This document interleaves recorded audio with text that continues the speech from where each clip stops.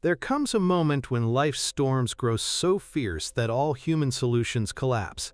In that moment, we discover that prayer is not asking, it is awakening. The presence of God has never been absent. Only our awareness has drifted. The truth is not something we find on quiet days or in distant temples. It reveals itself in the very heart of the storm. When fear rises, when confusion rages, when the mind trembles, that is the moment this truth was given for. Because prayer was never meant to change the outer world. It was meant to dissolve the illusion that the outer world ever held power over you. What you face is not a problem.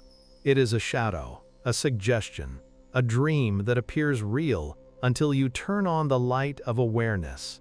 And that light is the Christ within you, the silent, living presence of God that has always been your true identity. This prayer, the only prayer, is not spoken in words. It is felt. It is the still realization that I and the Father are one. It is the quiet knowing that where I am, God is. That there can be no place where His presence is not. When this realization dawns, the shadows called problems dissolve instantly, not because you have defeated them, but because you have seen through them. The world calls upon willpower, strategy, and struggle. But the awakened soul turns inward. It rests in the secret place of the Most High and listens. There the voice of God does not command. It whispers. It says, "Be still. Thou art safe. Thou art whole." And in that silence, the hurricane loses its power. Joel Goldsmith taught that the Christ is not a man who lived 2,000 years ago, but the Spirit of God that animated him, the same divine life that animates you. The Christ is the I am of your being, the eternal awareness untouched by birth or death. It cannot be dissected, measured, or explained. It must be felt directly, intimately, silently. This realization shatters the illusion of the four kingdoms that seem to rule your life. The first is the kingdom of matter, whispering that you are a body bound by disease and decay. The second is the kingdom of wealth, claiming your safety depends on possessions. The third is the kingdom of time, insisting that you are a slave to the clock. And the fourth is the kingdom of external power, governments, systems, and forces that appear to hold your fate. But the Christ within you bows to none of these. It is the rock, cut without hands, that strikes the image at its feet, breaking illusion into dust. It does not destroy matter or wealth or time. It simply reveals their unreality as independent powers. Disease is not conquered.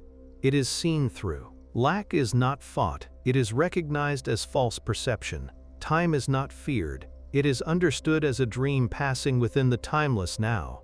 You are not here to beg God to fix illusions.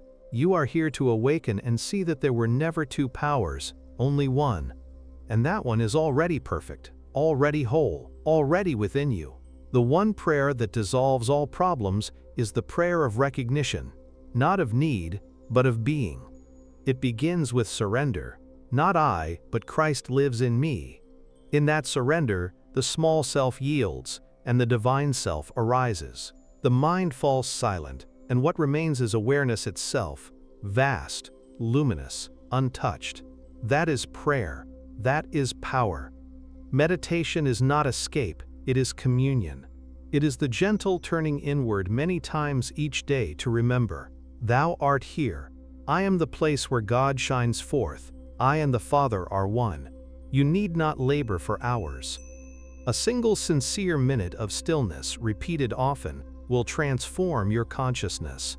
Each pause is a return to reality, a quiet re-entry into the eternal. At first, it may feel like emptiness, but stay. Beneath the quiet, something begins to move, a living current, an inner hearing. You begin to sense guidance, not as a voice from above, but as a knowing from within. A peace arises that needs no proof. You start to see with new eyes, the inner eyes that behold harmony where the senses once saw disorder. You look at illness and see divine wholeness shining through it. You look at lack and feel abundance already flowing. You look at conflict and perceive only love seeking to be recognized. The world has not changed, your vision has. The shadow was never real, it only appeared solid while the light of awareness was hidden.